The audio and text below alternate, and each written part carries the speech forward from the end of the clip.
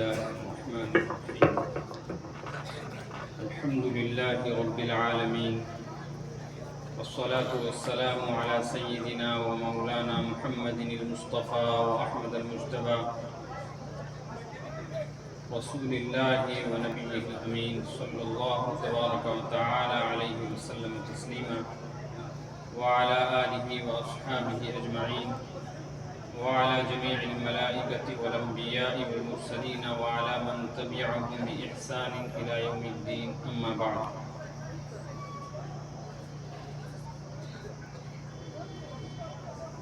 مغرب کی نماز میں وقت کم ہے،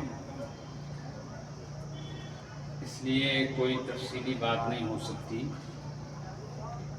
انشاءاللہ نماز مغرب کے بعد آپ اس اجتماع کے مہمان خصوصی حضرت اقدس مولانا مفتی مظفر حسین صاحب قاسمی دامت برکاتہ کا خطاب سنیں گے۔ اس مختصر وقت میں اچانک میرے ذہن میں یہ بات آئی کہ ایک دو ضروری مسئلے بتا دوں۔ بیان تو سنتے رہتے ہیں، ضروری مسائل عام طور پہ بیان نہیں ہوتے، اس لیے ایک مسئلہ ایمان اور عقیدے کے متعلق بیان کرنا ہے، ایک مسئلہ گھریلو زندگی میں ایک بہت بڑے جرم اور گناہ کی وجہ سے حلال رشتے کے حرام ہو جانے کا یہ مسئلہ بیان کرنا ہے۔ سب سے پہلے یہ بات ذہن میں رکھنی چاہیے کہ ہم جب کسی اجتماع میں، کسی اجلاس اور جلسے میں پہنچتے ہیں تو ہمارا مقصد کیا ہوتا ہے؟ جب تک اپنی آمد کا مقصد متعین نہ ہو تو صبح سے شام نہیں، مہینوں اور سالوں بیانات سنے جائیں تو تبدیلی پیدا نہیں ہو سکتی۔ جھوٹ حرام ہے، یہ بات بتانے کے لیے کسی مولوی مفتی کے بیان کی ضرورت ہے؟ ساری دنیا کو پتہ ہے کہ جھوٹ جرم اور گناہ ہے، اس پہ پھر کتابیں لکھی گئی ہیں اور اس پہ بیانات بھی ہیں، تو کیا دنیا سے جھوٹ ختم ہو گیا؟ نماز فرض ہے، قرآن بھی کہہ رہا ہے، حدیث بھی، علماء بھی، اور سب کو پتہ بھی ہے، تو کیا بار بار نماز فرض ہے یہ بات بتانے سے 100% نمازی بن گئے؟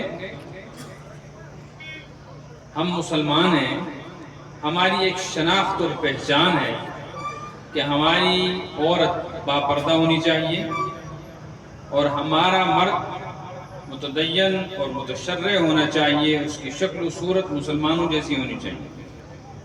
یہ ایسی عام سی بات ہے جس کے لیے کسی بیان اور واعظ کی ضرورت نہیں، پھر بھی سال ہا سال سے علماء اور صلحاء بیان کر رہے ہیں، لیکن اس کے باوجود آپ دیکھیں ہماری سوسائٹی میں پردہ زیادہ ہے کہ بے پردگی اور بے حیائی زیادہ ہے۔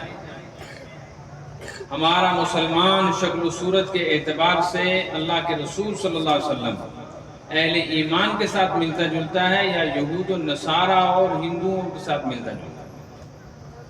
اصل بات یہ ہے کہ جب ہم بیانات سننے کے لیے بیٹھتے ہیں تو ہمارے ذہن میں یہ بات ہوتی ہی نہیں کہ ہم کیوں سن رہے ہیں، تبدیلی بھی نہیں آتی۔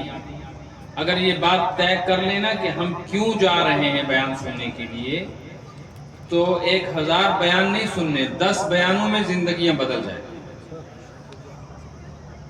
اب میں آپ سے پوچھوں کہ آپ یہاں کیوں آئے ہیں تو ہر آدمی کا الگ جواب ہوگا، ثواب کے لیے، علماء کی زیارت کے لیے، مدرسے کی دعوت پر، حافظ بچوں کی دستار بندی کا منظر دیکھنے کے لیے، یہی جوابات ہوں گے۔ حالانکہ یہ مقاصد نہیں، یہ مقصد نہیں۔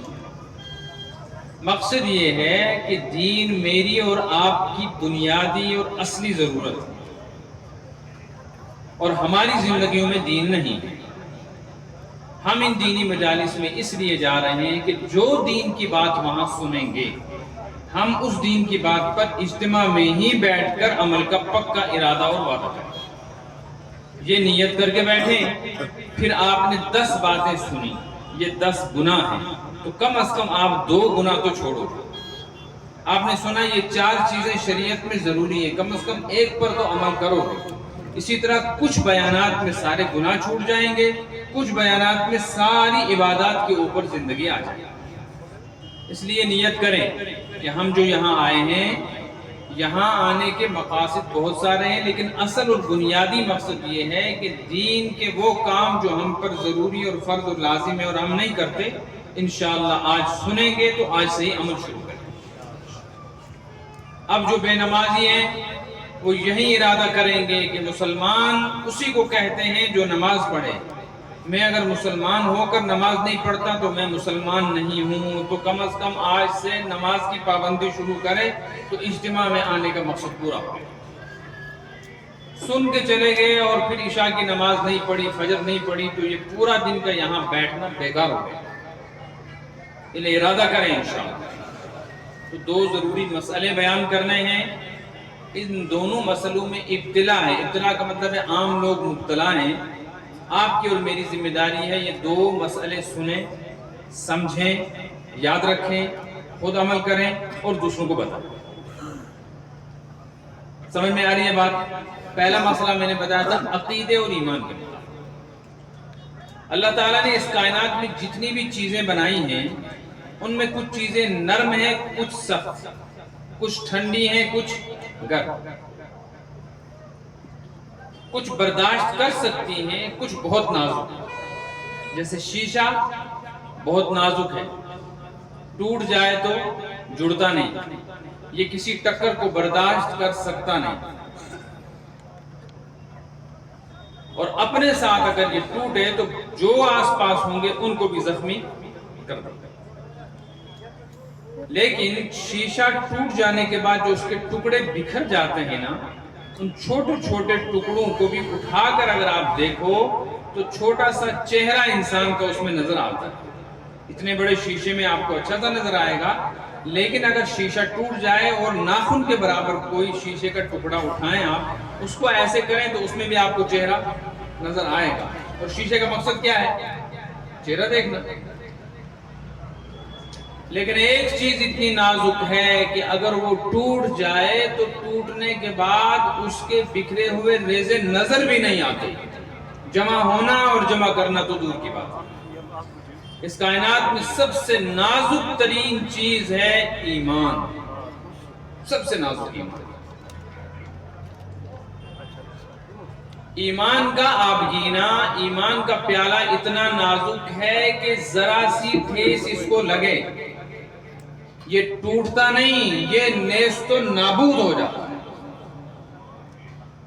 اللہ پاک نے بہت ساری قوموں کو جو بے ایمان تھے غرق کیا، تباہ و برباد کیا، نیست و نابود ہوئے۔ تو قرآن نے ان کے لیے ایک لفظ بولا کَأَن لَّمْ يَغْنَوْا فِيهَا۔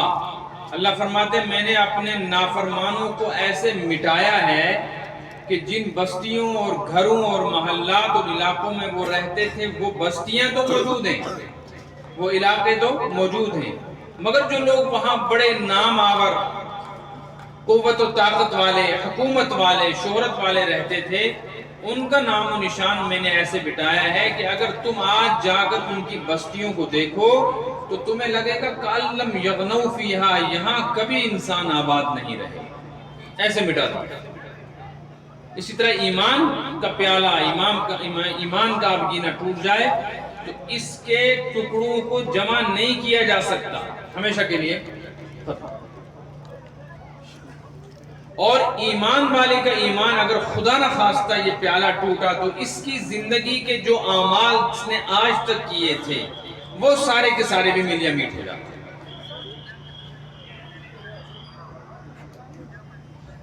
اب ایک آدمی ہے، اس نے حج کیا، نمازیں پڑھی، روزے رکھے، زکوٰۃ دی، عشر ادا کیا، نوافل پڑھے، تسبیحات، تلاوت، ذکر و دعا، اور اس نے بڑا ذخیرہ جمع کر لیا۔ خدا نہ خواستہ یہ آدمی کافر ہو جائے، ایمان چھوڑ کر مرتد ہو کر کوئی دوسرا مذہب قبول کرے، تو ایمان تو گیا، ایمان کے ساتھ اس نے 50 سالہ 60 سالہ زندگی میں جو اعمال کیے تھے نا وہ سارے کے سارے بھی ختم۔ قرآن کہتا ہے لَئِنْ أَشْرَكْتَ لَيَحْبَطَنَّ عَمَلُكَ، یا رسول اللہ ایمان ایسی چیز ہے کہ اگر آپ کے سوا کوئی آدمی بے ایمانی کر جائے اس کا تو کیا کہنا، آپ سے بھی اگر خدا نہ خواستہ کوئی ایسا گناہ ہو جس سے ایمان چلا جاتا ہو، لَيَحْبَطَنَّ عَمَلُكَ، ایمان بھی جائے گا، آپ کے سارے عمل بھی برباد ہو جائیں گے۔ یہ کس کو کہا جا رہا ہے؟ حضرت نبی پاک صلی اللہ علیہ وسلم۔ اس لیے علماء فرماتے ہیں اگر کسی آدمی نے خدا نہ خواستہ دین اسلام چھوڑ دیا تو اس نے زندگی میں جو اعمال کیے تھے وہ ختم ہو گئے۔ اب اس کو آپ سمجھو کیسے ختم ہو گئے۔ مثلا زندگی میں حج کتنی مرتبہ فرض ہوتا ہے؟ ایک مرتبہ، سب کو پتا ہے۔ جس آدمی نے ایک مرتبہ حج کر لیا اس کو اب دوبارہ حج کرنا ضروری نہیں، کرے گا تو نفلی بنے گا۔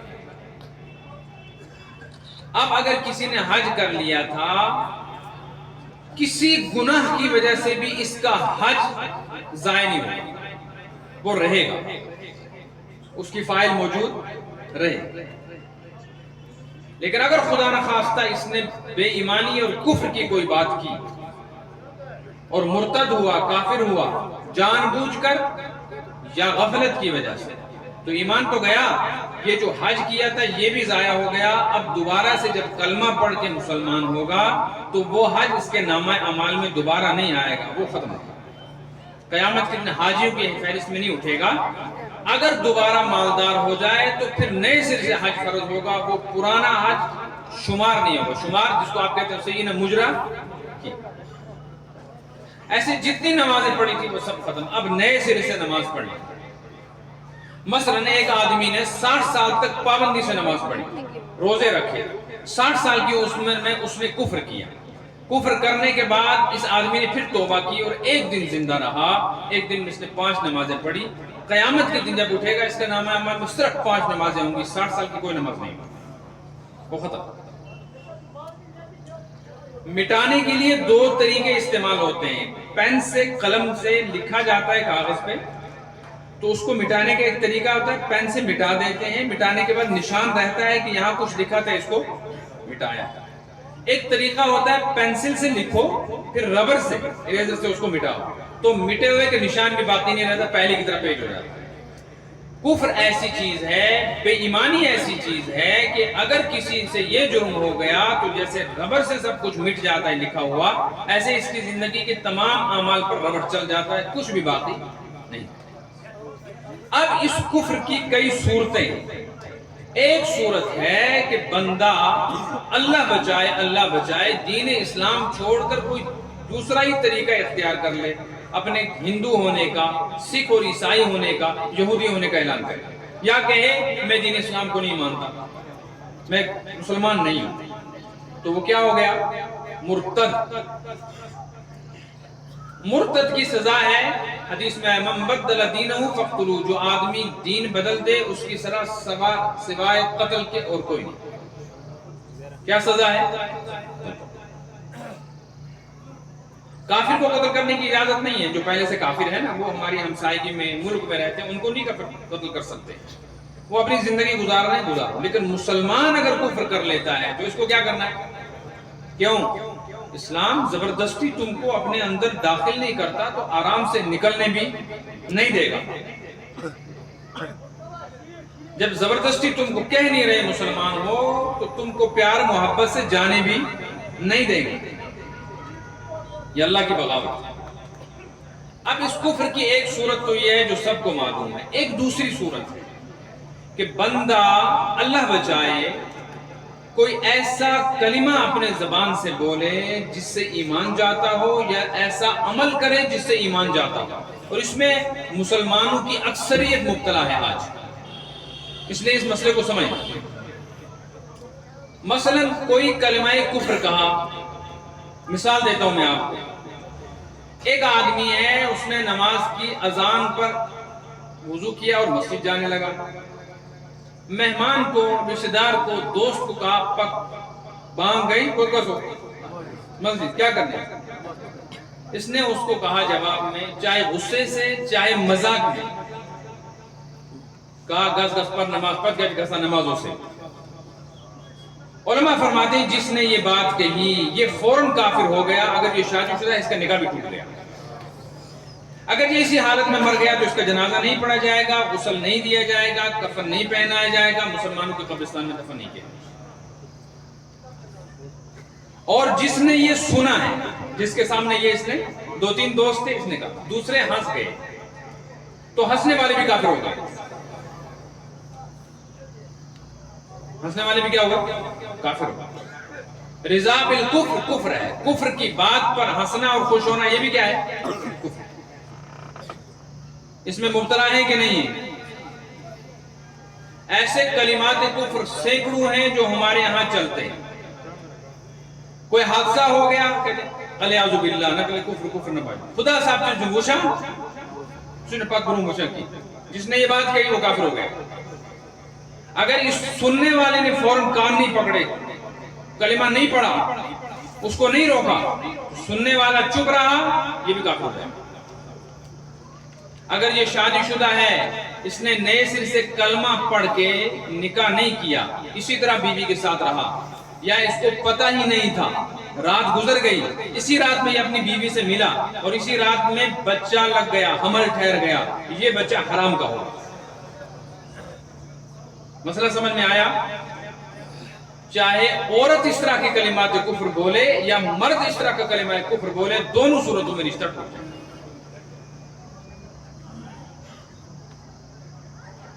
ایک آدمی نے کہا، تم کیوں شور کرتے ہو، کیوں لڑائی کرتے ہو، مرنا ہے، اللہ کے پاس جانا ہے، حساب و کتاب ہے، خبر ہے۔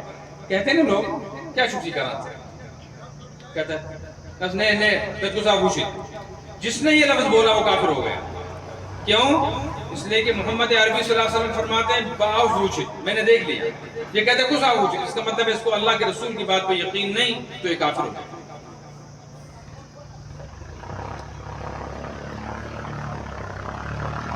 اسی طرح کسی آدمی نے دین کی کسی بات کا مذاق اڑایا یا بے ادبی اور توہین کی، کسی کی داڑھی کو برا بھلا کہا۔ ماں باپ کہتے ہیں جوان بچے کو، وہ جماعت میں گیا تھا، کیا شکرمت، یہ کیا شکل تھی حکومت سے، خدا نخواستہ اس کے ساتھ ایسے لفظ بول دیا، ہاں پوچھو، تو کہنے والے کیا ہو جائیں گے؟ کافر۔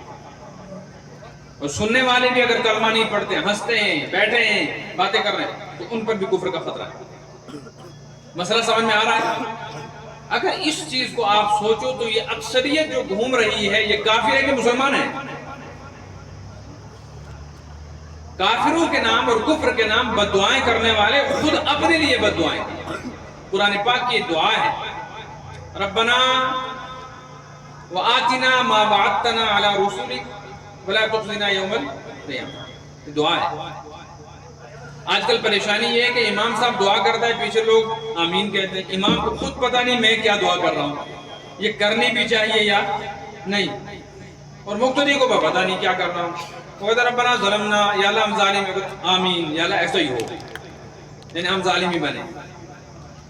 تو یہ جو دعا ہے، اس دعا پر میں بھی کرتا تھا آمین، تو اچانک میرے ذہن میں خیال آیا کہ یہ تو بد دعا ہے۔ میرے ذہن کی بات ہے، میں آپ کو بتا رہا ہوں۔ ہم دعا کر رہے ہیں ربنا آتنا ما وعدتنا علی رسولک، یا اللہ ہمیں وہ چیز عطا فرما جس کا تو نے ہم سے اپنے رسول کے ذریعے وعدہ کیا ہے۔ رسول کے ذریعے یہ وعدہ کیا ہے کہ جو بے نمازی ہیں وہ غارت ہوں، تو اس کا مطلب ہے ہم کیا ہوں؟ تباہ و برباد، یہی مطلب ہے نا۔ رسول کہہ رہا ہے کہ جو بے دین زندگی گزارے گا میری شفاعت نصیب نہیں ہوگی، ہم کہتے ہیں آمین۔ رسول کہتا ہے کہ جو آدمی میرے طریقے پر نہیں، میری شکل و صورت کے علاوہ دشمنوں کی شکل و صورت اختیار کی، قیامت کے دن جو انہی یہودیوں اور عیسائیوں کے ساتھ اٹھے گا، ہم کہتے ہیں آمین۔ تو پتہ ہی نہیں ہوتا کہ کس دعا پر آمین کہنی ہے، کس پر نہیں، اور امام کو بھی پتہ نہیں ہوتا عام طور پہ کہ دعا کون سی کرنی ہے یا نہیں۔ کچھ دعائیں قرآن کی ایسی ہیں جو ہمیں مانگنے کی اجازت نہیں ہے، وہ کسی نبی کی خاص تھی۔ اب یہ الگ موضوع ہے، اس پہ چلا جاؤں گا تو بات بڑھ جائے گی۔ تو میں اصل میں یہ کہہ رہا تھا کہ اللہ تعالیٰ نے ایمان کو اتنا نازک بنایا ہے کہ ذرا سی ٹھیک ٹھیس لگنے کی وجہ سے ایمان کا پیالہ ٹوٹ جاتا ہے۔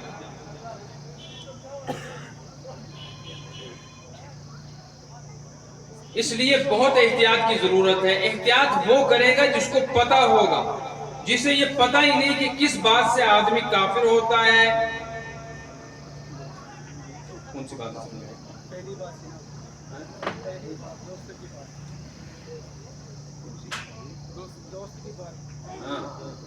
دوست کی بات کہ اگر کسی آدمی نے کلمہ کفر کہا، سوال کرنے کہ مجھے سمجھ میں نہیں آیا.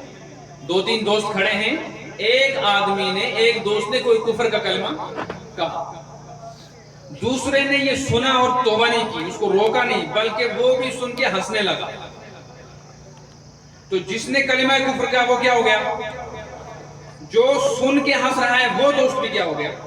دوست ہو، گھر والے ہو، کوئی بھی. کیوں؟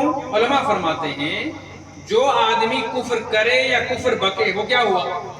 جو اس کے کفر پر راضی ہوا وہ بھی کیا ہوا؟ تو ہنسنا خوشی اور رضامندی کی نشانی. اس لیے کنواری لڑکی اگر ہنس جاتی ہے تو ہنسنا بھی کیا ہے؟ قبولیت. پھر کیا کرنا چاہیے؟ سامنے والوں کو روکنا چاہیے. اللہ کے بندے بدبخت یہ کیا کہہ رہا ہے؟ تیرا تو ایمان گیا. اور زور سے پڑھو لا الہ الا اللہ محمد الرسول اللہ صلی اللہ علیہ وسلم. کوئی یہ کلمہ کفر ہے، تیرا تو بیڑا غرق ہو گیا، تیری بیوی بھی حرام ہو گئی، تیرا ایمان بھی چلا. اسی طرح کوئی کہتا ہے بھائی دین ہے، آخرت ہے، اسلام ہے، ہمارا دین ہے. تو کہا مسلم مانا ہے اسلام، اسلام کی تو کہنے والا کیا ہوا؟ کافر. یہ میں نے 2-4 مثالیں آپ کو دی، یہ ایک فہرست تھی. اب ایک سوال ہے.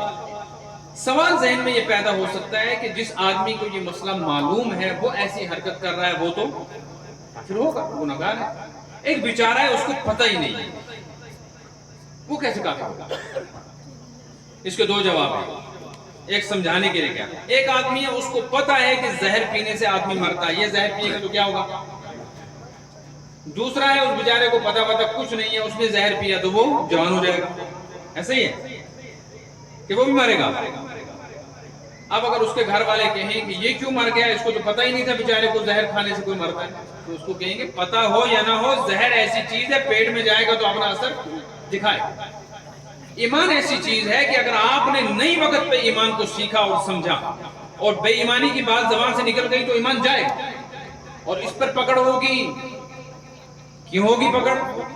کیا دین اتنا تنگ ہے؟ تنگ نہیں ہے، دین بہت وسیع ہے، لیکن وسیع ہونے کا مطلب منمانی کرنا نہیں. سڑک بہت کشادہ ہے، یہاں سے سری نگر، جموں، دلی، عرب تک جاؤ، امریکہ تک جاؤ، روڈ کہیں بھی ختم نہیں ہوگا. لیکن اس روڈ پہ چلنے والے کو، چلانے والے کو پتہ ہونا چاہیے کہ مجھے گاڑی چلانے سے پہلے لائسنس بنوانی ہے. اگر لائسنس نہیں بنوائی اور چلا اور اس نے ایکسیڈنٹ کر دیا تو کہاں جائے گا؟ اب یہ جیل میں جا کر کہتا ہے کہ جناب مجھے تو پتہ ہی نہیں ہے کہ گاڑی چلانے کے لیے لائسنس ضروری ہے، مجھے کوئی بھی پتہ نہیں ہے، مجھے کسی نے بتایا ہی نہیں. تو کیا چھوٹ جائے گا؟ دوسرا مقدمہ لگے گا. ایک تو لائسنس کے بغیر گاڑی چلا کر ایکسیڈنٹ کی، دوسرا یہ کہ قانون کا بھی پتہ، 2 مقدمے ہو جائیں. تو اللہ کیا، ایک مقدمہ ہوگا کلمہ کفر کہہ کر ایمان گیا، دوسرا یہ ہوگا کہ ایمان کو بچانے کا طریقہ سیکھا کیوں نہیں. بات سمجھ میں آئی؟ یہ کچھ باتیں جو زبان سے کہتے ہیں. اسی طرح کچھ کام ہیں، ان کاموں کے کرنے سے بھی آدمی کیا ہو جاتا ہے؟ کافر. مثلا ہمارے غیر مسلم بھائی جو اس ملک میں رہتے ہیں وہ یہاں پر ٹیکا لگاتے ہیں. اگر کسی دیوالی کے موقع پر ان کے کسی، جیسے وہ ہولی ہوتی ہے، دیوالی ہے، دسہرہ، کیا کچھ، اس موقع پر خیر سگالی کے نام پر یا یوں ہی کسی نے ٹیکا لگایا، ارادتاً کیا لگایا؟ ٹیکا لگایا، تو ٹیکا لگانے والا ٹیکا لگاتے ہی کافر ہو جائے. زبان سے اس نے کچھ نہیں کہا، لیکن ان کا مخصوص عمل اس نے کیا. اسی طریقے سے ان کا مخصوص کام، ان کے مخصوص طور طریقے جو غیر مسلم کرتے ہیں مسلمان نہیں کرتے. مثلا جا رہا تھا، دل میں تو کیا ہے؟ ایمان ہے. دوست تھے، یہ بھی ساتھ تھا، دوست غیر مسلم تھے. ایک مندر آیا، مندر کے سامنے غیر مسلموں نے سر جھکایا. اس کو پتا ہے میں بزرگ مسلمان مجھ نہیں کروں، ان کا سب خوشت بدکا، ایسے ہی سر جھکا لیا. نہ اس کا ارادہ کفر کرنے کا ہے نہ زبان سے اس نے ایسا کہا بلکہ اس کو کفر سے نفرت ہے، مگر دوستوں کے لحاظ میں اس نے سر جھکا لیا کسی بت کے سامنے تو کافر ہو گیا۔ کچھ کام ایسے ہیں جن کے کرنے سے کافر ہوتا ہے، کچھ الفاظ ایسے ہیں جن کے کہنے سے کافر ہوتا ہے۔ جب تک آپ اور میں یہ سیکھیں گے نہیں تو ایمان بچے گا کیسے؟ اس لیے حدیث میں آیا، سنو حدیث، میں یہ بات ختم کروں گا تو دوسرا مسئلہ پتہ نہیں وقت ہے کہ نہیں بتاتا ہوں۔ حدیث میں آیا ہے، آپ صلی اللہ علیہ وسلم ارشاد فرمایا سیاتی یاتی علی الناس زمان، آپ نے فرمایا ایک زمانہ آئے گا میری امت کے اوپر بہت ناز، جو آج کا زمانہ ہے۔ ایسا زمانہ آئے گا یصلون، لوگ نماز پڑھیں گے۔ کیا پڑھیں گے؟ اس کا مطلب ہے کون ہوں گے وہ؟ مسلمان، یہ تھوڑے کہ سکھ ہوں گے وہ۔ وَيَصُومُونَ، اور روزہ رکھیں گے۔ یہ میں نہیں کہہ رہا، یہ حدیث ہے۔ یاتی علی الناس زمان، ایک زمانہ آئے گا یصلون، لوگ نماز پڑھیں گے، وَيَصُومُونَ، اور روزہ رکھیں گے، وَيَحُجُّونَ، اور حج کریں گے۔ کتنے کام بتائے حدیث میں؟ یہ تینوں کام کون کرتا ہے؟ عام مسلمان نہیں، پکا مسلمان ہی کرے گا، عام تو نماز پڑھتے ہی نہیں۔ اس کا مطلب ہے بظاہر وہ کیا ہوں گے؟ عام کی تو بات ہی نہیں، یہ وہ طبقہ جو نماز پڑھ رہا ہوگا، روزہ رکھ رہا ہوگا، حج کر رہا ہوگا۔ فرمایا یاتی علی الناس زمان، اللہ کے رسول نے فرمایا ایک زمانہ آئے گا یصومون، لوگ روزہ رکھیں گے، نماز پڑھیں گے، یصومون، روزہ رکھیں گے، ویحجون، وہ حج کریں گے، وما فیہم مومن، اور ان میں کوئی مومن نہیں ہوگا۔ مومن نہیں ہوں گے یہ، کیوں پڑھ رہے ہیں؟ لوگ چھپانا نماز بچ چکا، یم درائے حدیث بدراؤس، یم تھوروز کچھ دروز۔ ایک چیز شکل بن جائے گی، اس شکل کے پیچھے لوگ ہوں گے، حقیقت کوئی نہیں۔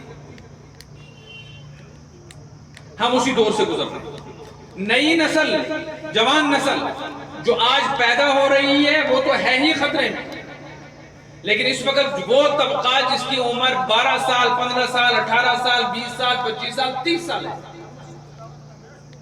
ان کے حالات یہ ہیں، ان کو غسل کے فرائض معلوم نہیں، ان کو وضو کا طریقہ معلوم نہیں، ان کو تکبیر تحریمہ سے لے کے نماز کے سلام تک درمیان میں کیا پڑھا جاتا ہے یہ معلوم نہیں، ان کو 3 کلمے ترجمے کے ساتھ یاد نہیں، ان کو ایمان مفصل اور ایمان مجمل کا پتہ نہیں، ان کو یہی پتہ نہیں ہے کہ آدمی کافر کیسے ہوتا ہے۔ میں آپ سے سوال کرتا ہوں، اگر کوئی آدمی کافر ہو، سکھ ہو، ہندو ہو، یہودی ہو، عیسائی ہو، اس کو مسلمان بنانا ہو تو کیا کرنا پڑتا ہے؟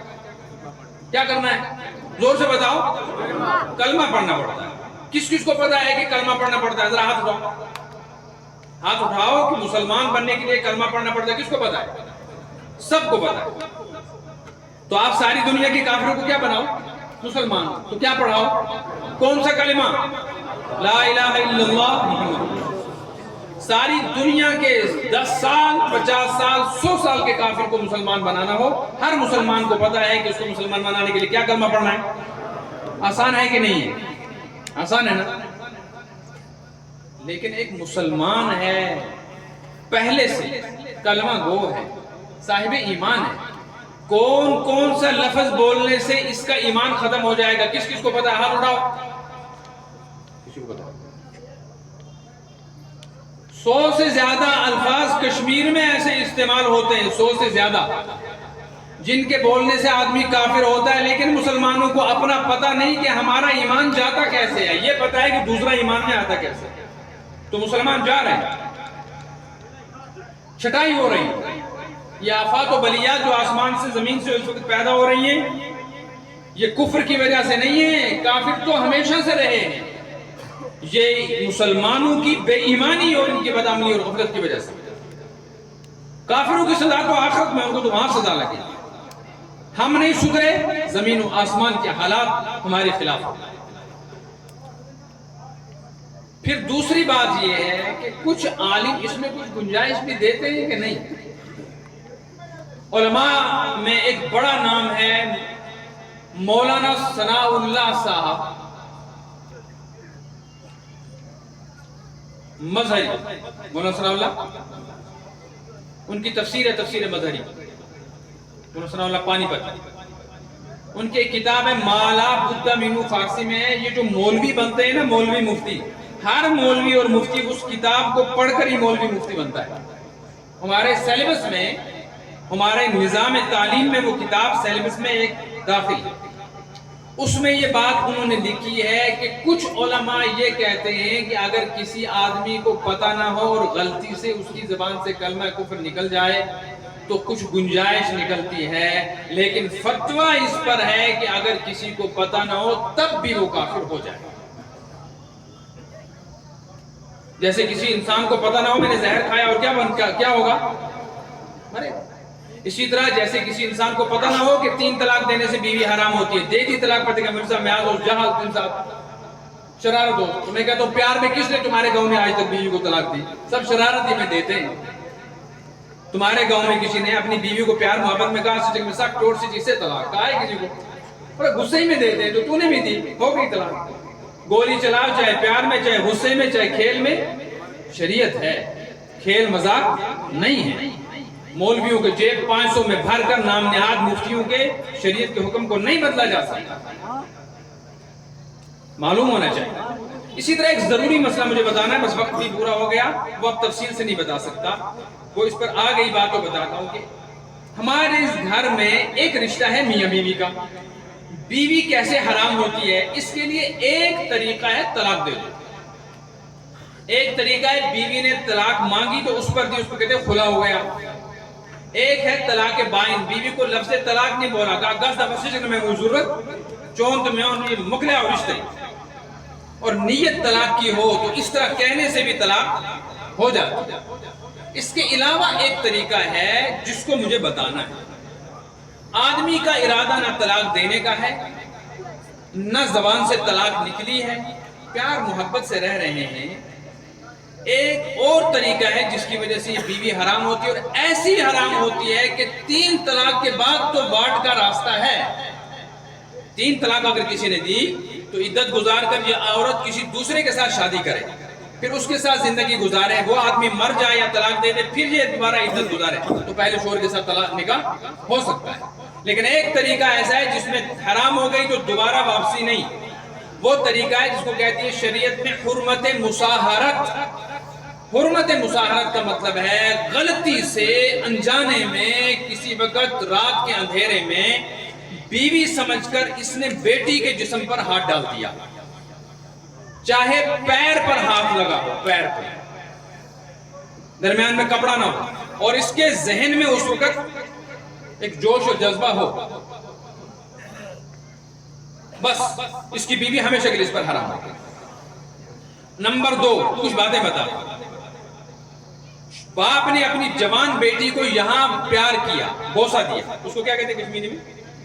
میوٹ کرتے ہیں۔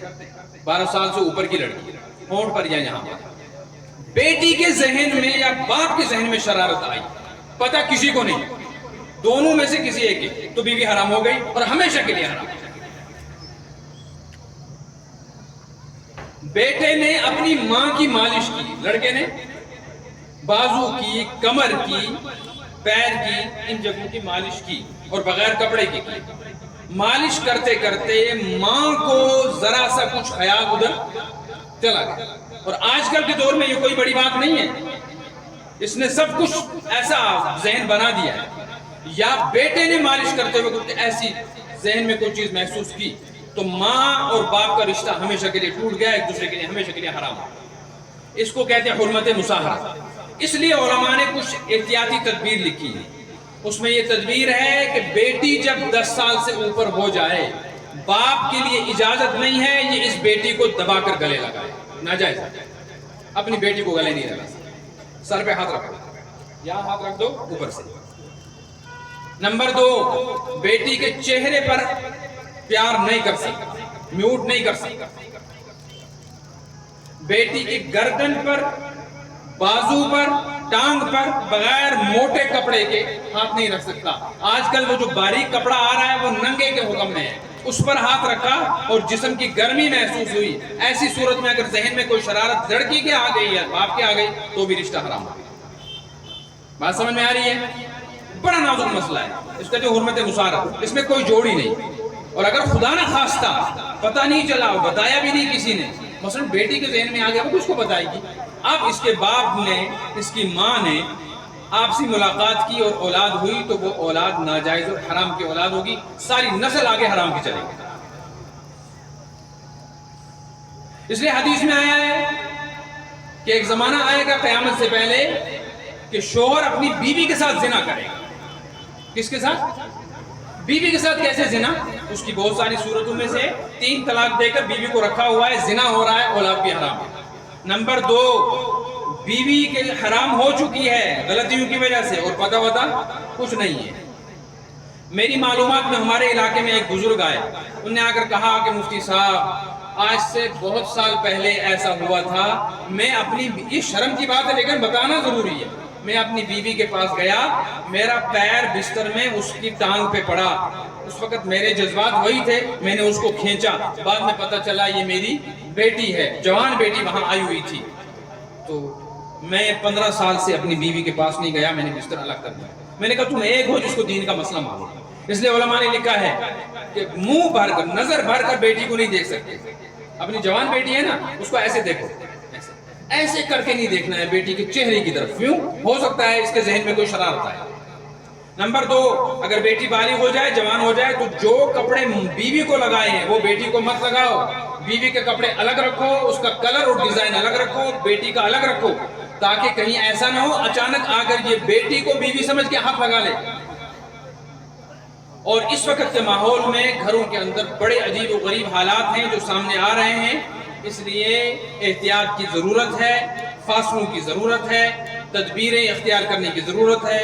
اپنے ایمان کو بچائیں، اپنے گھر کو بچائیں. انشاءاللہ العزیز اگر یہ 2 مسئلے سمجھ میں آ گئے، ان 2 پر عمل کیا اور دوسروں کو بتایا، تو انشاءاللہ ہمارا آج کا اجتماع میں آنا ہمارے لیے کامیاب ہے.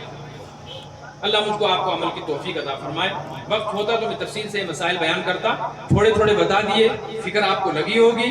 کوشش کریں اپنے علاقے کے ذمہ دار عالموں کے پاس بیٹھ کر تفصیل کے ساتھ مسئلوں کو سیکھیں اور سمجھیں، ورنہ آخرت بھی برباد، دنیا بھی برباد. اللہ مجھ کو آپ کو سمجھنے اور عمل کرنے کی توفیق عطا فرمائے. ربنا